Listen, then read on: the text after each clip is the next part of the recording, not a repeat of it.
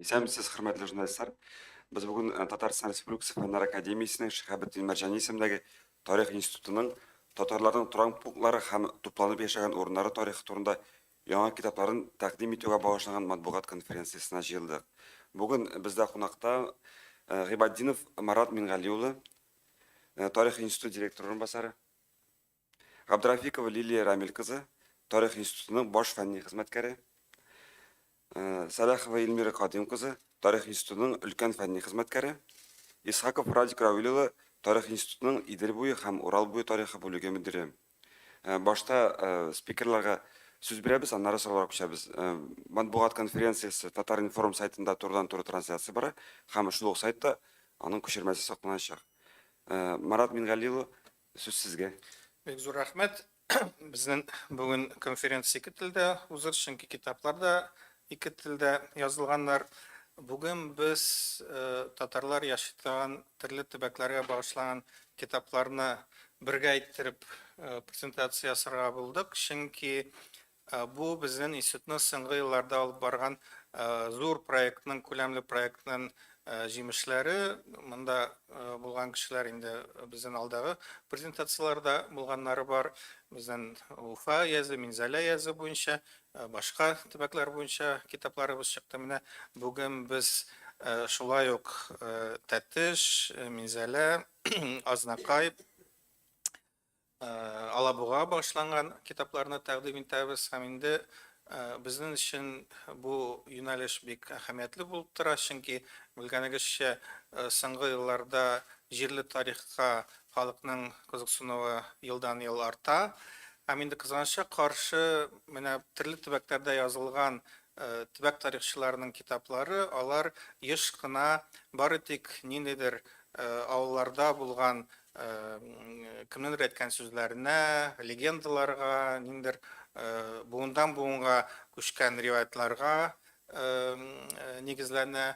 Һәм инде бик сирәк вакытта гына бу төбәк тарихчылары чын мәгънәдә архив материаллары белән эшләп, аларны табып, аларга анализ ясый алалар. Һәм инде кызганычка каршы менә мондый фәнни методлар кулланмаганда, фәнни нигезгә нигезләнмәгәндә, ул хезмәтләрнең кызганычка каршы кыйммәтләре төшә. Чөнки кайвакытны бу төбәк тарихчыларының китапларында бик кызыклы мәгълүмат бар, әмма без галимнар буларак аны куллана алмыйбыз, чөнки кем әйткән, каян алынган ул мәгълүмат, алар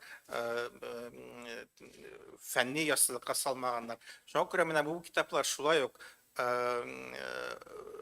безнең профессиональ галимнәрнең, профессиональ тарихчыларның, төбәк тарихчылары белән кулга-кул тоташып эшләүнең бер уңай үрнәкләре. Кайбер китаплар, авторлары монда бар, залда утыралар.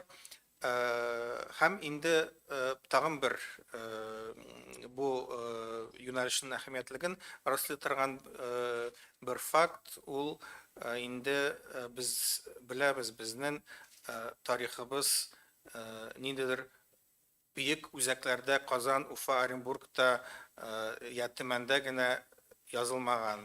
Чөнки татарлар кая гына алар яшәсәләр, алар беренче чираттан мәчет төзегәннәр, мәдрәсә ачканнар, китаплар туплаганнар, шәкертләр укыганнар. Һәрбер төбәктә безнең меценатларыбыз, эшмәкәрләребез булган. Алар шулай ук безнең мәдәниятебез үсешенә үз йогынтысын керткәннәр. Һәм инде менә бу төбәк тарихын без чын мәгънәдә белмәсәк, һичшиксез без безнең татар тарихын тулаем аңлый алмабыз. Шуңа күрә инде безнең өчен бу юнәлеш бик әһәмиятле. Урысчада бер-ике сүз әйтеп узыйм. Сегодня мы решили презентовать вместе сразу несколько книг, которые посвящены очень важной для нас теме. Это история населенных пунктов и мест компактного проживания татар. Те, кто присутствовал на наших предыдущих мероприятиях, уже знают, что на протяжении нескольких лет Институт истории целенаправленно занимается изучением истории населенных пунктов. И это направление становится из года в год все более и более важным для нас по многим причинам, но прежде всего потому, что есть востребованность этой истории. Мы знаем, что во многих регионах, во многих населенных пунктах очень активно работают местные краеведы, но, как я уже сказал, не всегда их усилия приводит к публикации каких-то серьезных научных трудов. И очень часто краеведам не хватает вот, знания методической стороны исторического исследования, умения работать с архивами. И очень редко встречаются краеведы, которые сами могут проводить очень серьезные, фундаментальные такие исследования, которые основаны именно на архивных материалах. И вот некоторые из этих книг, они как раз являются примером того, как наши профессиональные академические ученые рука об руку работают с местными историками-краеведами. Я считаю, вот такое сотрудничество, оно как раз приносит очень такие хорошие плоды. Ну, подробнее, наверное, о книгах расскажут наши коллеги. Лилия Рамиловна, сіз Минзәлә тарихын өйрәнгәнсез. Менә шу өйрәнү вакытында нинди кызыклы фактлар ачтыгыз? Менә шу китаптан укучылар нинди кызыклы яңалыклар белә алачак шулар турында сөйләп китегезче.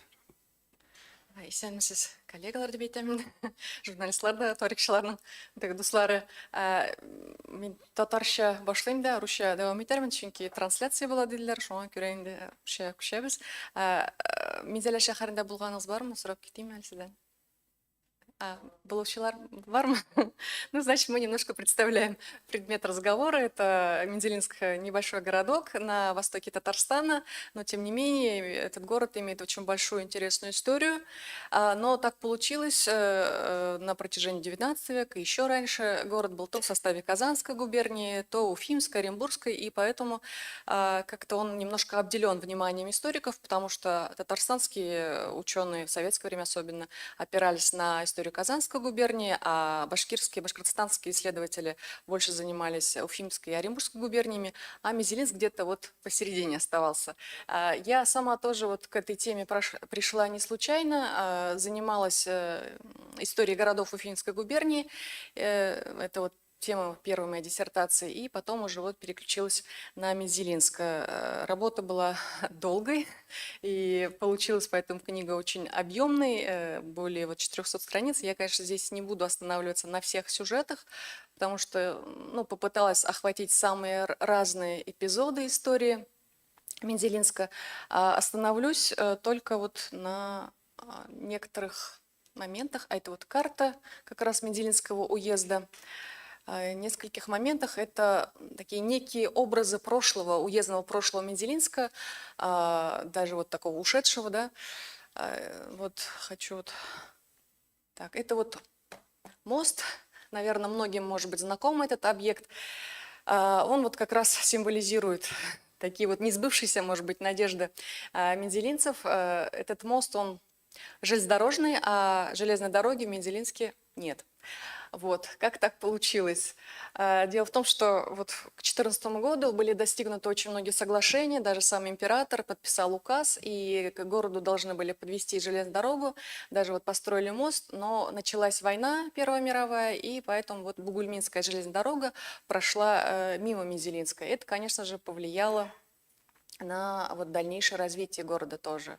Хотя вот они на протяжении XIX века вот шли вот к какому-то такому вот новому этапу, да, развития города, но не получилось. Это вот один момент. Это вот Мензелинское реальное училище, тоже вот символизирует Мензелинск, он был ведь таким образовательным центром для Закамья. До революции особенно там было очень много разнопрофильных учебных заведений. Реальное училище, как вы знаете, там готовились инженерно-технические специалисты.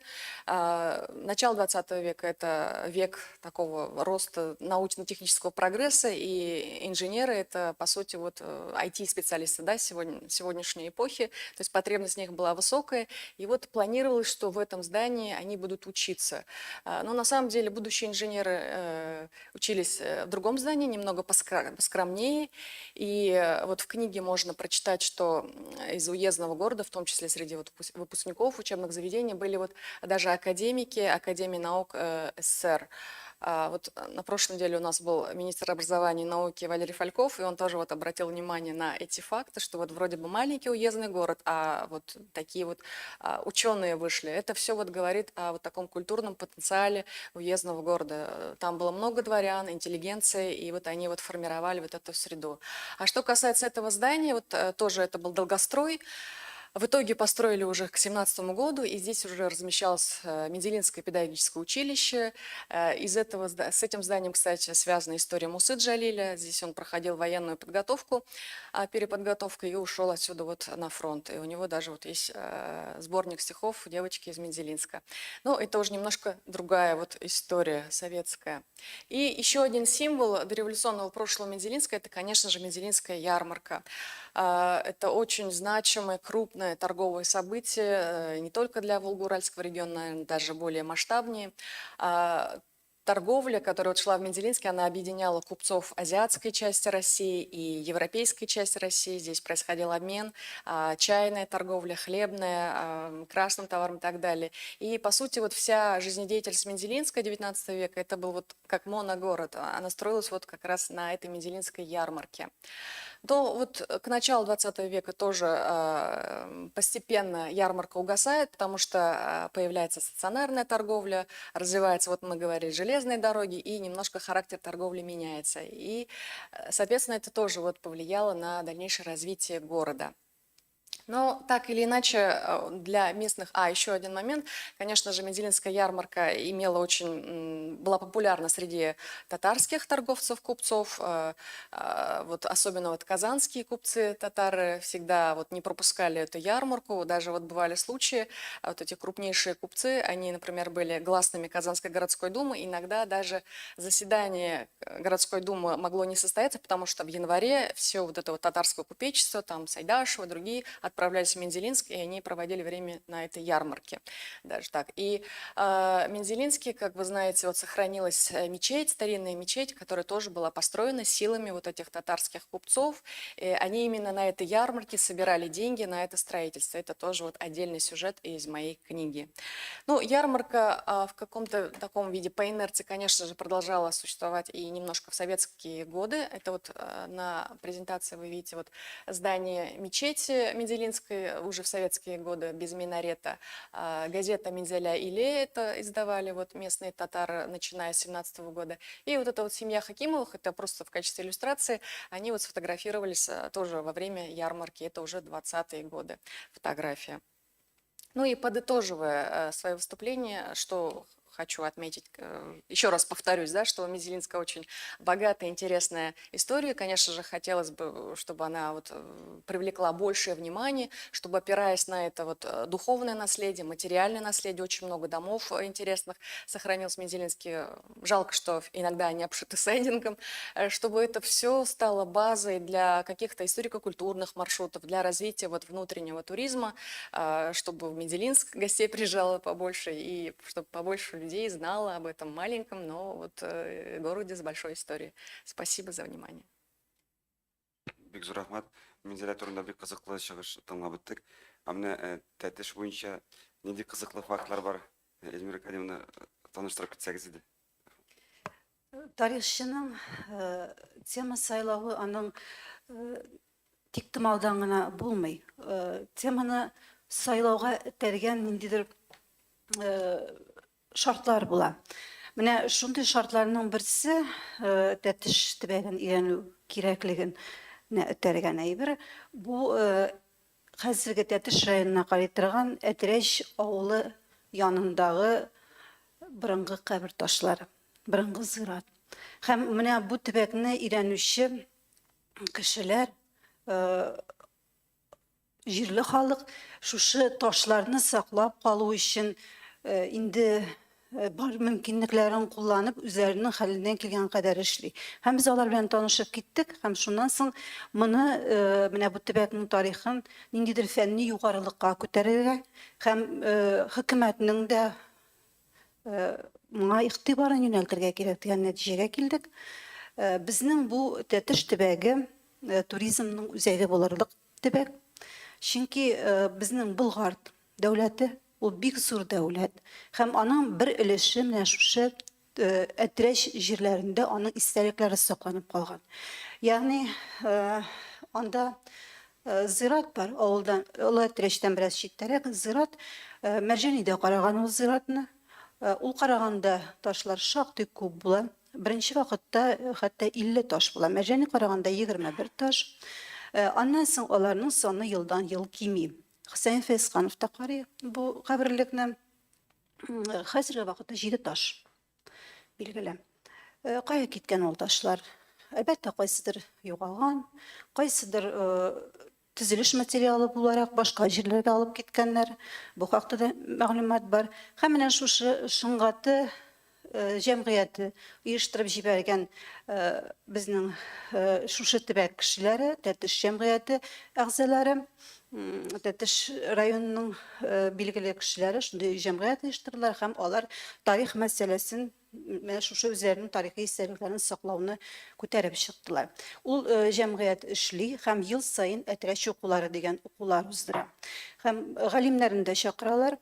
Без дә анда чыгыш ясыйбыз һәм тирә-як авыллардан кешеләрне җыялар. Ягъни менә шундый бик кызыклы һәм кирәкле мәгънәле чара уздыра бара.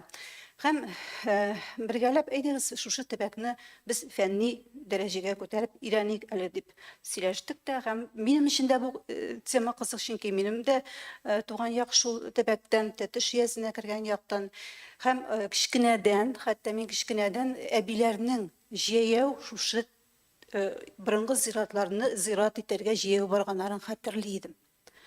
Һәм менә бу китапка Тәтеш иязенең беренче бүлек буларак, әлбәттә, археологик истәлекләре, нумизматик истәлекләре һәм борынгы зиратлары, кабер ташлары дигән өлеш кертелде. Аннан соң бит әле безнең әтрәш яны да Болгар дәүләтенең тәңкә басу, акча сугу үзәге булган. Ягъни бу Болгар дәүләтенең экономик үзәге. Һәм безнең әтрәш хәзинәсе дигән хәзинә билгеле. Ул безнең милли музейда саклана. Без аларның турында да әле киң җәмәгатьчелек белеп бетерми. Һәм менә бер бүлек әлбәттә шушы темага багышланды. Аннан соң инде без бу төбәкнең социаль икътисади үсеше дигән өлешендә карарга булдык. Һәм монда нәрсәсе белән аермалыклар бар. Әлбәттә, үзенең җирле үзенчәлекләре бар.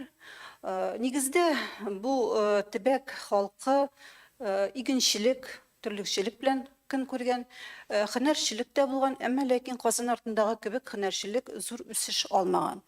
Һәм менә тагын монда кызыклы моментлар, тикшергән вакытта үзенчәлекле моментларга игътибар итәргә тырышабыз. Инде бөтенесе язган, күптән билгеле әйберләргә дан кала халык белеп бетермәгән әйберләрне күрсәтергә тырышасы килә. Һәм менә монда безнең ат караклыгы дигән әйбер бар име? Тау ягының атаклы шәкүр карагы бар. Һәм бу Тәтеш ул хәзер Кайбиш районына кергән Шүтия авылыннан ул Тәтеш ясенә кермәгән. Әмма ләкин монда без бит административ бүленеш белән генә аерып карый алмыйбыз.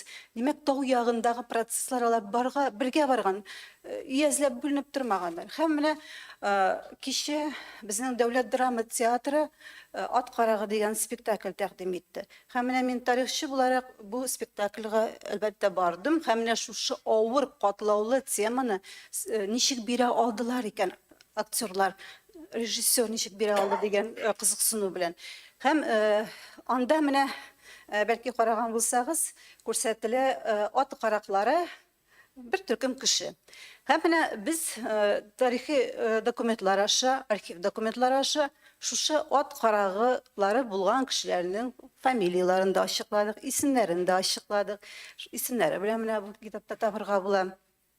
Һәм тагын менә бу төбәкнең бик белеп бетерелмәгән момент бар. Ул бу төбәк нефтле төбәк. Без бит Әлмәт ягын нефтле төбәк дибез. Әмма ләкин нефть беренче буларак бу төбәктә табыла. Хәтта 17нче гасырның уртасында ук монда нефть булганы билгеле була. Сюкеева дигән авыл, Сөйки авылы янында халык җир өстеннән нефть чыкканын хәтерли. Хәтта аны бер җыйганнар да, имтем өчен җыйганнар.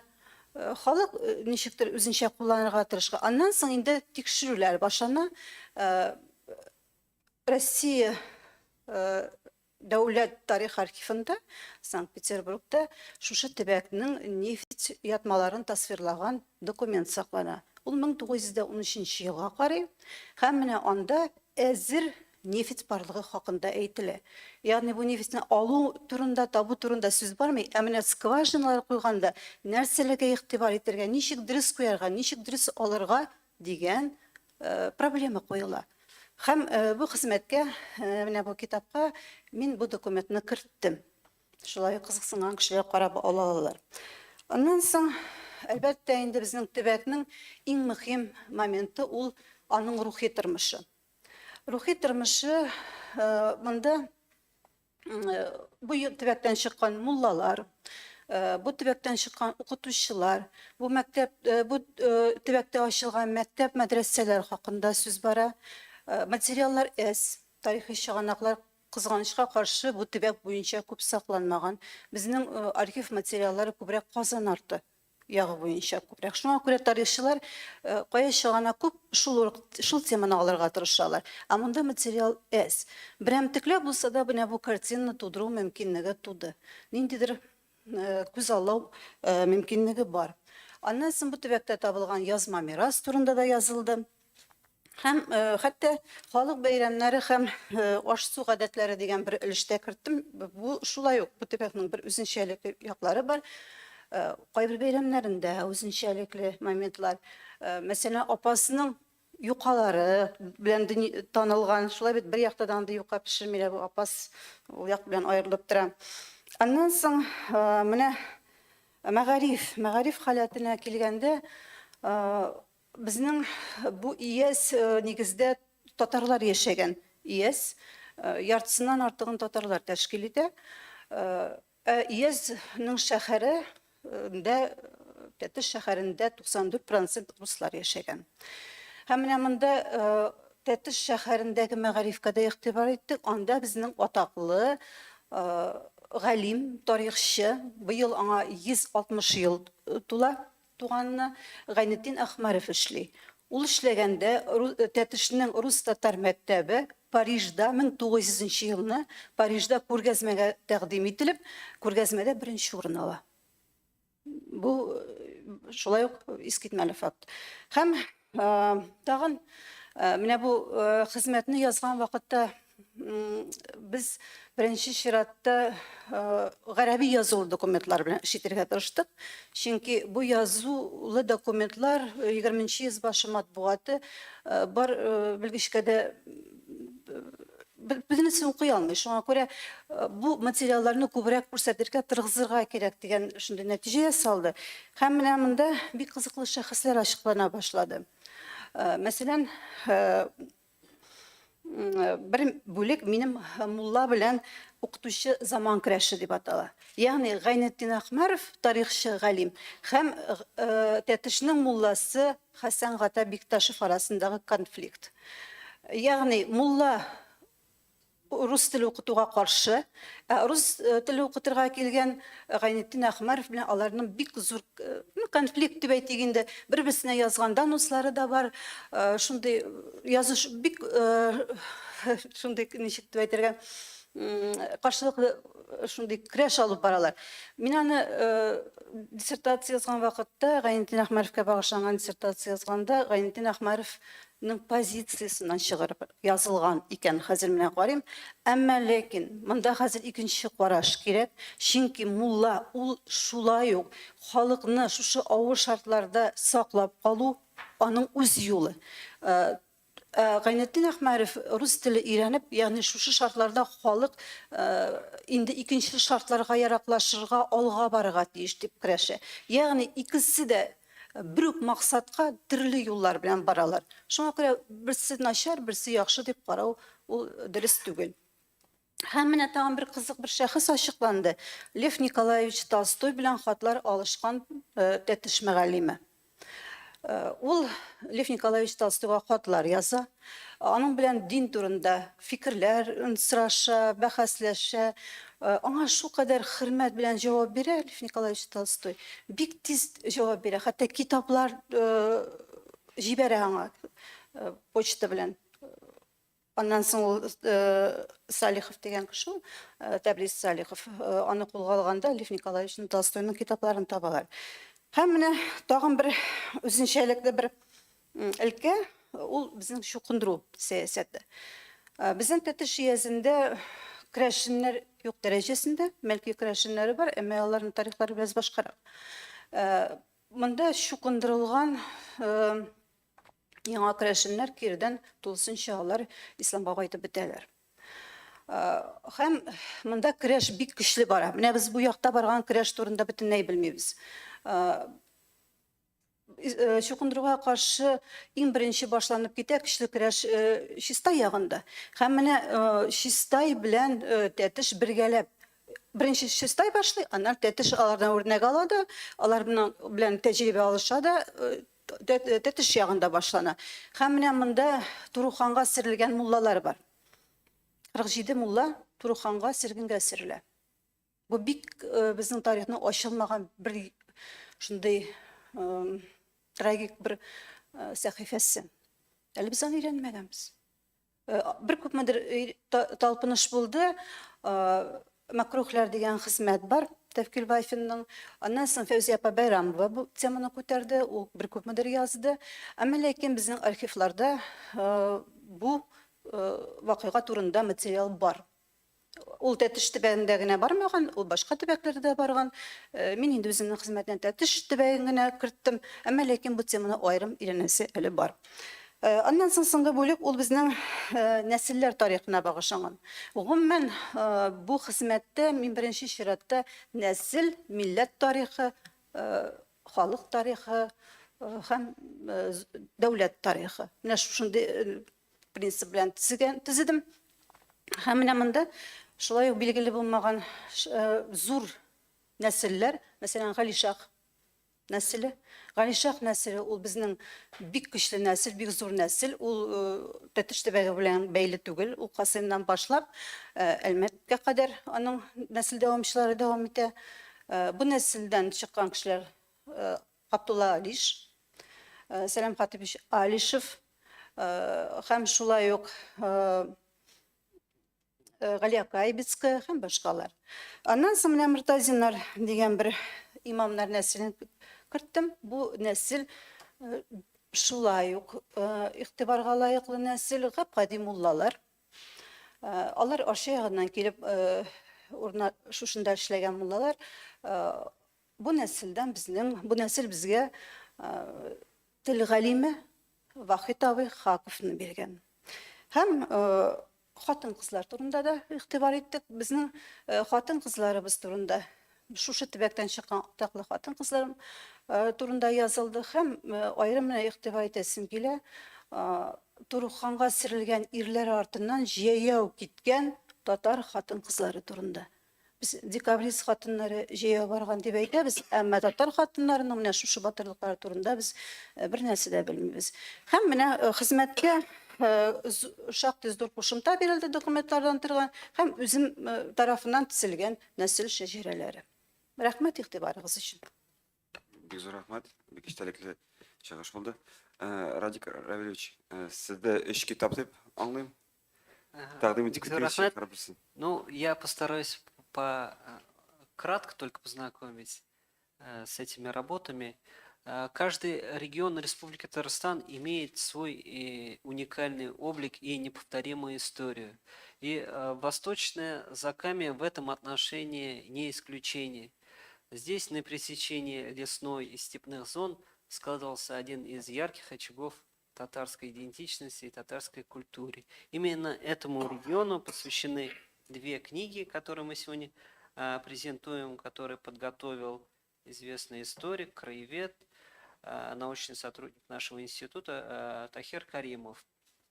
Первая книга это посвящена истории деревень Азнакаевского района Республики Татарстан. В основе этой книги лежат очерки, которые подготовил автор в 90-е, в 2000-е годы.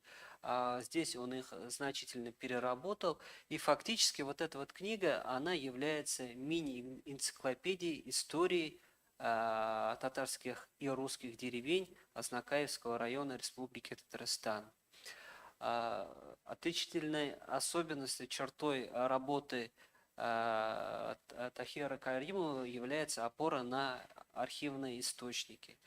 Поэтому вот все представленные здесь данные, материалы, они имеют как бы объективную основу, и все факты, которые здесь приводятся, они опираются на очень солидную источниковую базу. Это и архивы, которые нашей республики, это в первую очередь Государственный архив Республики Татарстан, также Национальный архив Республики Башкортостан. Здесь также есть материалы из московских и питерских архивов.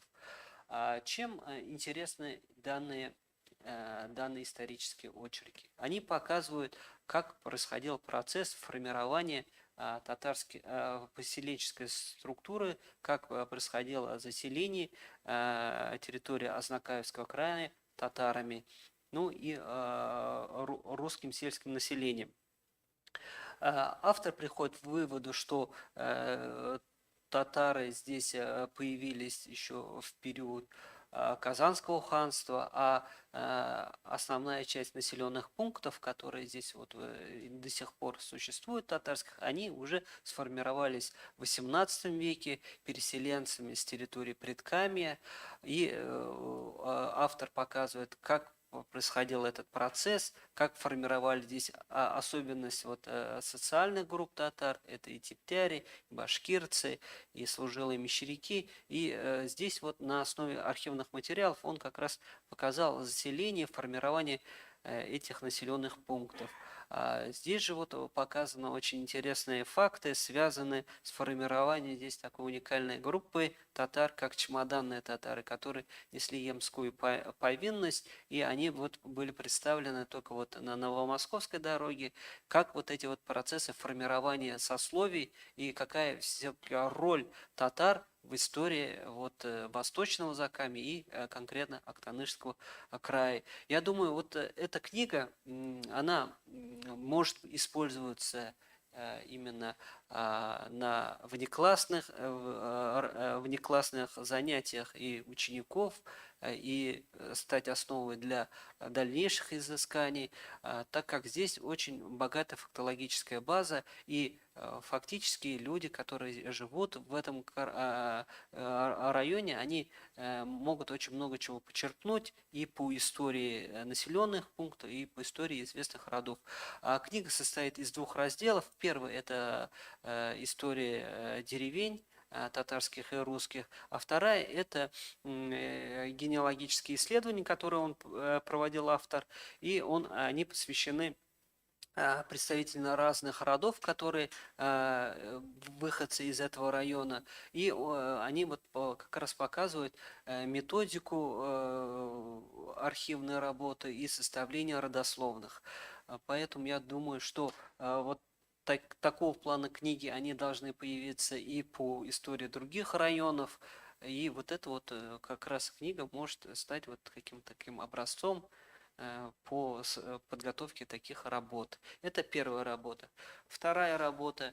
Если первая вот по истории Актанышского района, она имеет в первую очередь, конечно, практическое значение, именно история населенных пунктов, то вторая работа Тагира Каримова «Татарская поземельная волость, Святом Первая Булярская волость», она имеет более такой академический, научный характер.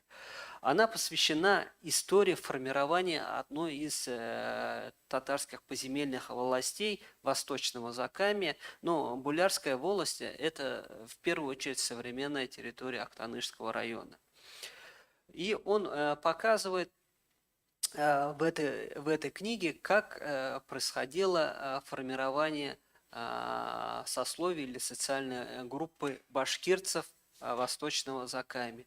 Ну, не секрет, те, кто с этого региона и вообще интересуется историей Восточного Заками, историей современного Башкортостана, историей татарских населенных пунктов, знает, что здесь вот проводится определенная спекуляция по истории, когда в первую очередь нашими соседями пытается навязывается какой-то идеологический концепт о том, что татары, которые здесь проживали и состояли в разных сословных группах, в том числе и башкирцев, они являются на самом деле этническими башкирами. И вот эта вот работа Тагира Каримова показывает на основе архивных материалов фактически с 17 века, как все-таки формировалось вот на примере Булярской волости, как татары интегрировали в состав этих социальных групп и как они становились башкирцами.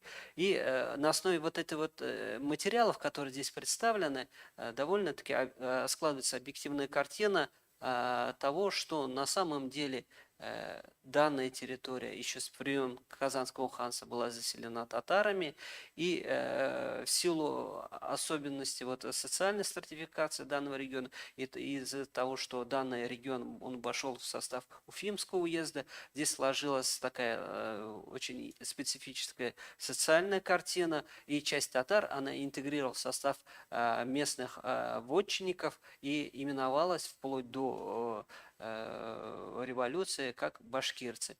И эти материалы показывают, что на самом деле это этнические татары, которые здесь проживали еще со времен Казанского ханства и переселялись, и из них формировались разные сословные группы. Поэтому эта книга, я думаю, будет интересна и тем, кто занимается изучением истории населенных пунктов Восточного Заками, и профессиональным историкам, которые как бы изучают социальную историю, те процессы, которые привели к формированию здесь такой вот сословной, интересной сословной картины. Вот. Это вторая книга. Ну и третья книга, она не менее интересная. Если первые две книги это фактически монография, то третья книга «Ревизские сказки» 1795 года по уездному городу Елабуга является сборником документов. Здесь представлены материалы ревизии, пятой ревизии 1795 года по городу Елабуга. Один из авторов-составителей здесь присутствует. Если какие-то возникнут вопросы, можно будет их переадресовать ему. Я просто кратко немножко расскажу свои впечатления об этой книге. Ну, во-первых, здесь надо отметить, что здесь на самом деле не просто данные ревизии. Здесь эта книга, она охватывает намного больше источники, документы, и фактически она дает срез вот, жителей Елабуги конца XVIII века. То есть здесь представлены все группы населения уездного города Елабуги, в первую очередь, которые платили подати, так как в ревизиях как раз они описывала в первую очередь те группы, которые платили налоги, и для этого они и проводились. Здесь представлены уникальные материалы, которые позволяют реконструировать то положение этого города, которое вот наблюдалось в конце XVIII века.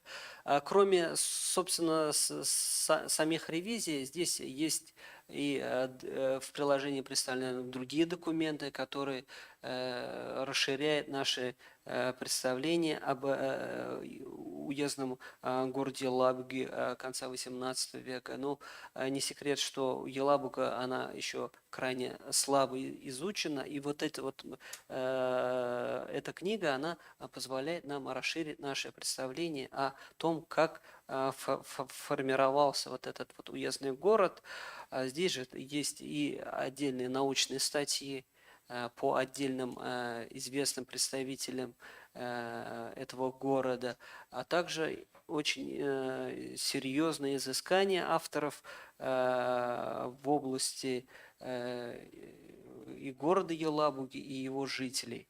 Надо сказать, что автор-составитель провели очень кропотливую, очень большую работу, и вот эта книга фактически является образцом работы, как надо работать с данными ревизий, как их анализировать, как составлять научно-справочный аппарат, как привлекать дополнительные документы. И благодаря вот такому комплексному подходу авторам удалось фактически закрыть очень много темных пятен в истории города Елабуги и его жителей и опроверг некоторые такие вот историографические мифы, которые уже закрепились и в краеведческой, и в научной литературе.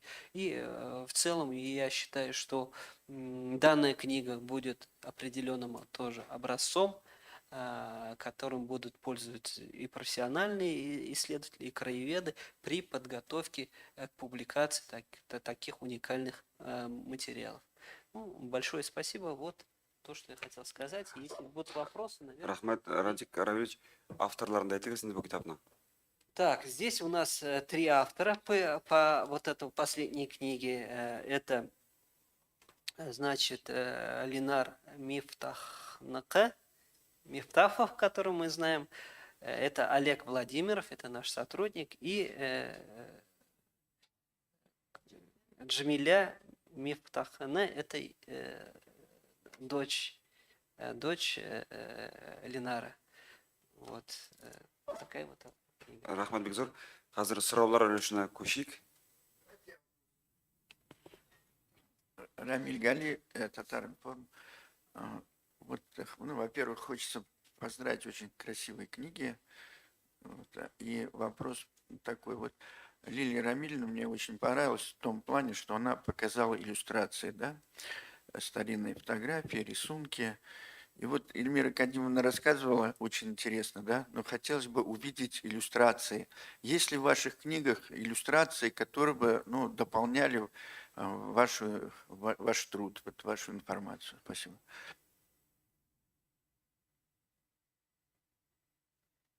Здесь их очень много, но, к сожалению, только черно-белые. Это фото мул, фотографии мул, архивные документы, в основном архивные документы, фотографии из архивных документов. Спасибо. Рашид. Клейка, тут уж, ну, насколько позволяет издательское дело, вот, ну, и финансы, да, вот. Тут, в общем, представлены тоже и здания в основном, вот, и какие-то вот музейные фотографии, ну, то есть они вот так смешаны, и вот современный вид зданий, и какие-то архивно-музейные фотографии. То есть вот, да, 8 страниц иллюстраций еще. Рахмет. Да сорау бар Рашид абыз. Эльмира ханымға мындай сұрау бермекші боламын. Біз бір уақыт әлі Озат Зиядиновлар есен шағында шул Озат Зиядинов белән Рафаил Хакимов һәм Иштван фамилиясын оныттым, Венгрияның мәшһүр галиме тәртишкә барган идек. Һәм анда зур гына конференция үтте дә Рафаил Хакимов әйткәне тәртиш шәһәренең 2000 еллыгында билгеләп үтәргә була дип. Чөнки бит инде борынгы мадьярлар яшәгән төбәк бу. Сезнең китапта бу мадьярлар турында күп мәгълүмат бар. Без сәбәк икенчедән китап чыгарганда Венгрия президенты Орбанга мөрәҗәгать итмәдегезме? Аның бит инде Төркия халыклары белән, Татарстан белән бәйләнешкә килә, туганнашасы килә, хәтта үзенең инде Төркия дип тә белдерде шикелле инде. Минем бу хезмәт нигездә Тәтеш язы авылларына багышланган. Тәтеш шәһәренең тарихы буенча безнең хезмәт булды. Менә аның авторы Лена Миронова безнең монда утыра. Сорауны аңа бирсәгез, минемчә әйбәтрәк булыр. Чөнки мин авыллар тарихы һәм 18-20 йөз башында яшәгән татар кешеләренең тормышын чагылдырдым бу хезмәттә. Андый тирән Тәтеш шәһәренең тарихын ачыкларга алынмадым. Рәхмәт. Китап бастыру дегенде бу китаплар безнең институтның план эше буенча баскан китап, чыккан китаплар. Безнең ел сайын безгә дәүләт күпмедер акча бирелә. Әлбәттә, тиражлар бик зур түгел. Әгәр дә кемдер истәмә тираж бастырга тели икән, Венгр президентым ул тәтеш җәмәгатьчелегеме без каршы түгел. Ә болай бөтен безнең китаплар алар безнең сайтка куела, рәхим итеп анда кера аласыз, анда бернинди регистрация кирәкми, түләү кирәкми, тулысынча бөтен текстлары PDF форматта анда урнаштырган. Һәм инде бу безнең беренче шундый гомуми презентация, әле айрым китапларга айрым презентациялар булыр, киң җәмәгатьчелеккә юнәлгән. Шуңа күрә рәхим итеп безнең институтка килегез. Безнең институт Шакур Карак белән шулай ук бәйле. Әгәр дә аның утырган урынын күрергә теләсәгез, рәхим итегез. Анда Ленин белән дә бәйле ул бина, Декабрист белән һәм башкалар белән. Шуңа күрә безнең чараларга кемәле булмаган килегез. Рәхим итегез. Вопрос был по Тетюшин, сколько лет можно отмечать?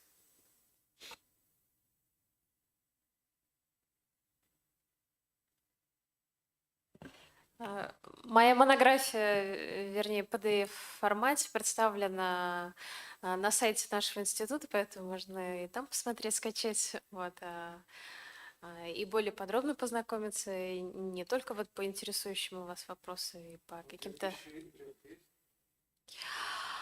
Ну, опять-таки, моя монография охватывает хронологический период со второй половины 19 и до начала 20 века, поэтому более ранний период это нужно будет еще исследовать. Тәтеш шәһәр, фомен белмәс димә, Тәтеш шәһәренең тарихын без рәсми анда бирелгән датадан түгел, аны татарлар һәрвакытта татар җирлеге дип санаганнар һәм ул борынгы вакыттан ук билгеле булган һәм шуны нигезләгән кеше татар кешесе дип саныйлар. Татар риваятләрендә ул шулай. Әлбәттә, сез беләсез, шәһәргә нигез салынын датасын рәсмиләштерү ул бик зур эш. Менә Казанны гына истә тотсак, анда дистәләгән конференция, дистәләгән археологик казынулар, аннары экспертизалар узды. Бөтен дөньядан галимнәрне чакырып, шуңа күрә Тәтеш һәм башка шәһәрләр, торак пунктлар, хәтта безнең бик борынгы авыллар да бар. Аларның менә тарихын рәсми рәвештә борынгы икәнен тану ул бик зур эш һәм инде ул айрым шундый проектлар таләп итә. Аны теге бер китап язып кына аны хәл итә торган эш түгел ул. Чыганаклары аны Болгар җирлеге дип саный. Аңлашылды, рәхмәт. Менә Каманың тирәк тарих турында сүз чыккач, нәрсә сөйләсе килә. Шулда турында да шундый китап әзерләнмиме? Бу сорау миңа калса бик актуаль. Чөнки менә күптән түгел Марсел Бакиров дигән галимебезнең 90 яшын билгеләп уздык. Мөслимдә, хикмәтендә түгел, кайтканда Фаяз Хуҗин дигән археолог булай дип белдергән иде. Ялгышмасам, 2026 елны Шаллы шәһәренең 100 еллыгын билгеләп узмакчы булалар. Ул бу инде бик көлке гамәл. Шаллыга 2600-700 ел бар дип әйткән иде. Аны беләсез инде, исеме бу инде бик шундый мәсәк. Теге Урыстан калки ясап, Шаллы дип уйлар. Ул бит инде беренче Шаллы була алмый, яки ул Шаллы яки Ташлыяр кебек булырга тиеш инде, яки Шаллы гына. Менә ул Шаллы чынлап та 100 ел гына микән? Нигә археологларны башта җәлеп итмиләр, тарихчыларны шундый юбилей уздырганчы? Бәлкем безгә түгелдер, археологларга һәм җирле администрация. Планларда Радик бармы сезнең Шаллы?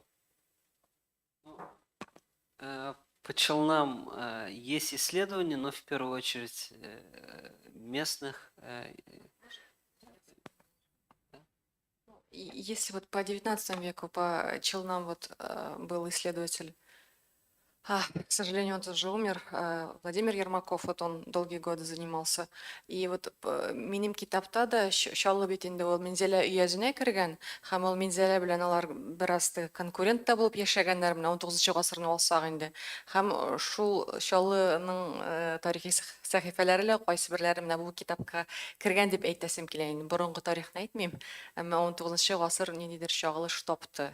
Шаллыга мәсәлән Мензеләнең ярминкәсен күчерергә маташканнар, өяз үзәгендә Мензеләдән Чаллыга күчерергә маташканнар инде менә авыл булса да, менә Алабугадагы Стахеевлар, алар бик тырышканнар Чаллыны үзәк иттерергә, чөнки анда бит инде Хлебная пристань шундый сәүдә көчлебрәк булган һәм аларга җайлырак булган, анда булса үзәк, әмма китереп чыгара алмаганнар бу эшне. Бу инде кыска гына җөмлә тема буенча бераз. Давайте я еще немножко это скажу про город, датировку города Челны. Но вот та дата, которая вот сейчас у нас официальная, она основывается на на архивных материалах, данных Змеева о том, что как раз вот с Елабуги переселились и основали здесь поселение Челны в 17 веке. Вот с этого. Это, конечно, зависит от той методики, которая основа. Вот здесь методика на основе архивных источников, которые вот предложил и как раз вот доктор наук Ермаков.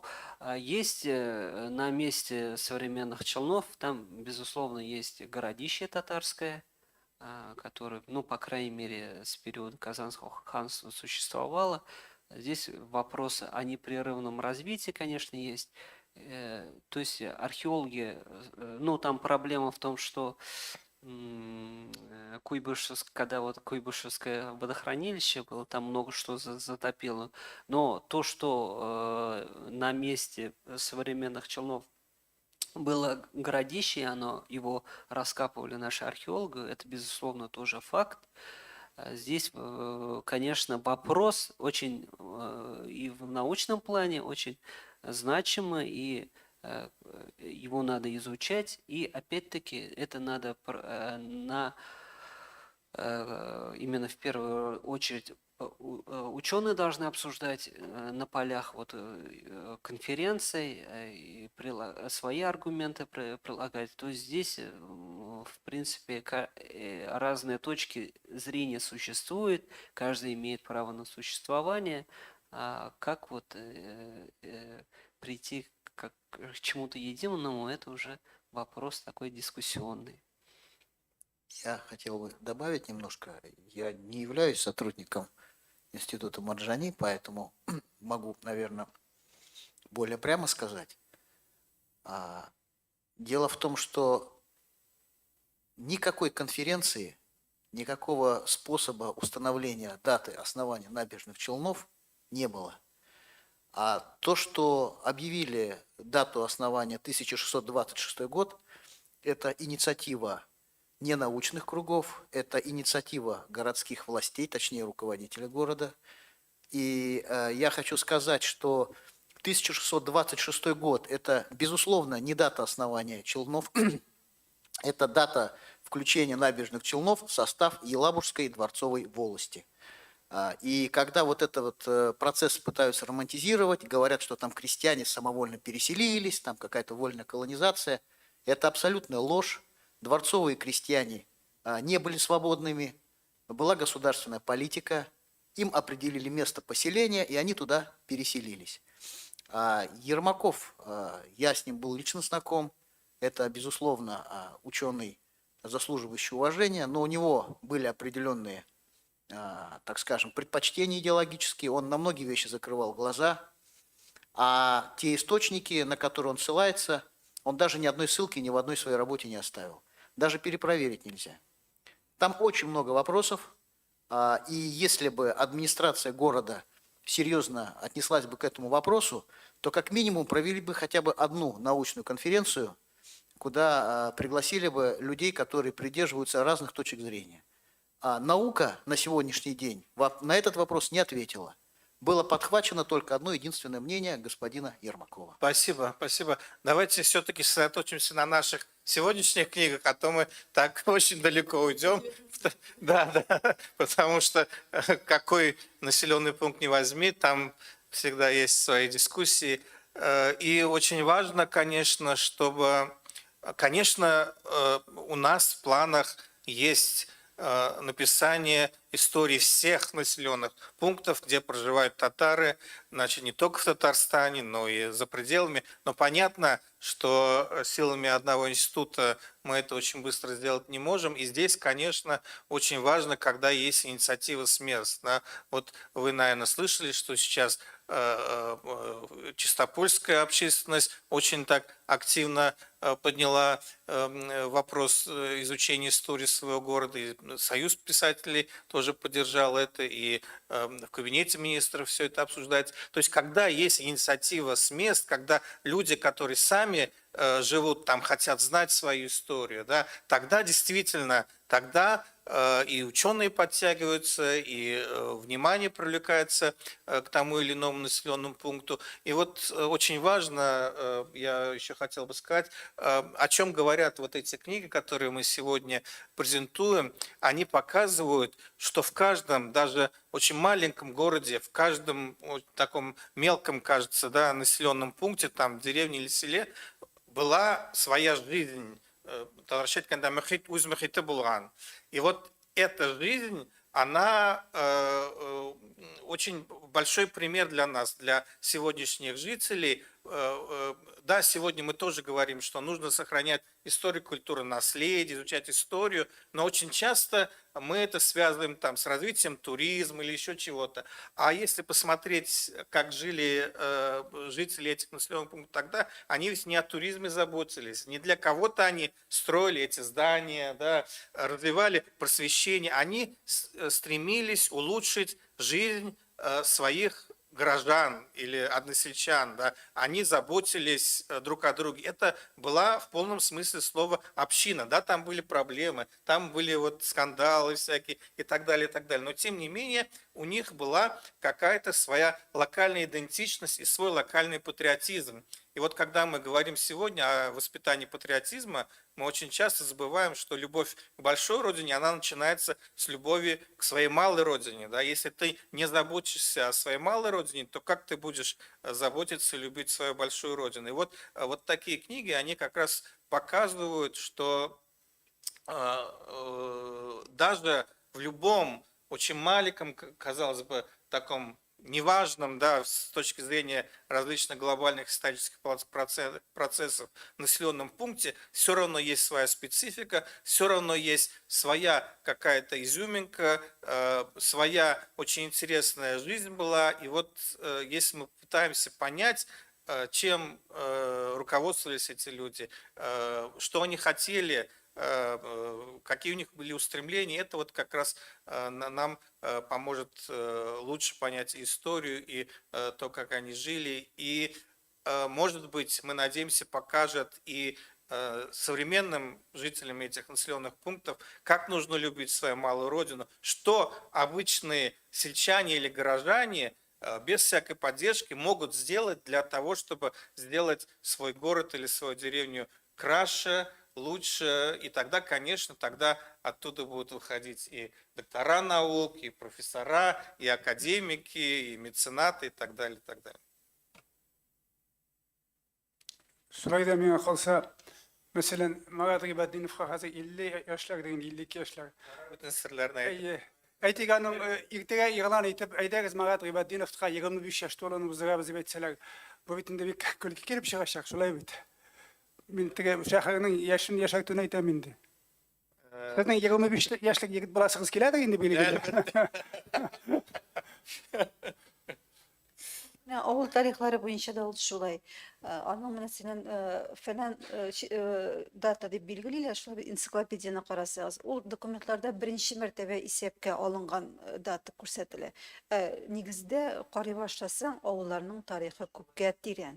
Ул һәрбер авылның ниндидер теге конкрет дата билгеләү артыннан куларга кирәк түгел минемчә. Тарихның тирәнлеген белергә кирәк. Мәсәлән, бер эшмәкәр әйткән иде, безнең авылның тарих нигезләнү датасын табып бирегез әле дип. Юк, аны табып булмый. Авыл ул менә бүген килделәр, ул андый авыллар бар, ләкин алар бик сирәк. Килделәр дә утырдылар да авыл барлыкка килдеме? Ул да әле бер күпме процесс үтә. Формулашу. Шуңа күрә бу дата мәсьәләсенә бераз фәлсәфиерәк карарга кирәк дип. Безнең вакытта кергән шәкле интернетта караучыдан сорау. Авылларда күп йөрисез, җирле халыкның кызыксынуы бармы? Яшь буын вәкилләре бу эштә катнашамы? Кем җавап бирә ала? Менә мин әтрәч буенча җавап биреп карыйм. Әлбәттә, халык бик кызыксына. Үзенең тарихы биткәнгә, менә шушы кабер ташлары тузганга, аларның сакланмавына иши пыша. Яшьләр арасында да бик күп. Яшьләр җыри, конференциялар уздыралар. Аннан соң менә бу әтрәчнең зиратын тирәләп алу өчен алар күпме тырыштылар. Һәм беренче булып Туфан абый Миңнуллин кыйма алып бирде һәм кыймаладылар. Шуннан соң инде тарихын өйрәнү башланды. Бар, яшьләр арасында анда бик күп андый кызыксынучылар. Я уж просто добавлю тоже по заинтересованности не только местных жителей, а вообще вот ну, в связи вот с историей Мензелинска күбі сөбейтіне қызықсына ғаилә тарихы, родословныйларын түзейлер, орысларға да ол хас, татарларға да хас. Һәм шуңа инде миңа шәхси рәвештә язучылар бар. Менә минем бабамның фамилиясын шундый мәкаләдә теге телгә алдыгыз, күбрәк мәгълүмат бирә алмыйсыз микән дип теге кайвакытта тарихчыларны справочный бюро кебек тә кабул итәләр. Менә хәзер генә теге базадан эзләп кенә бирәсең дә справка чыгарып бирәсең икән дип. Ну, шулай да бу да инде менә шул халыкның кызыксынуын чагылдыра, барыбер эзлиләр, эзләнәләр.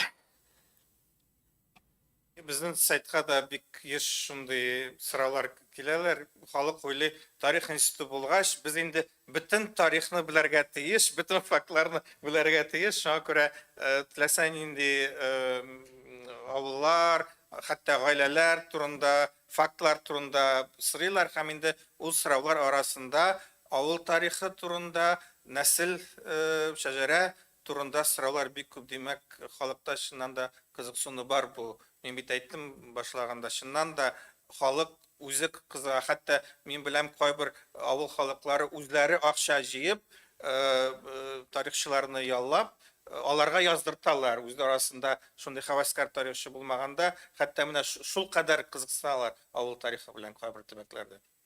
Безнең тарихыбыз киң, аның турында бик озаклап сөйләшергә мөмкин, ләкин безнең пресс-конференциягә биргән вакыт бетте. Әгәр дә сорауларыгыз булса, яңадан килеп аралашырга мөмкин. Рәхмәт барыгызга.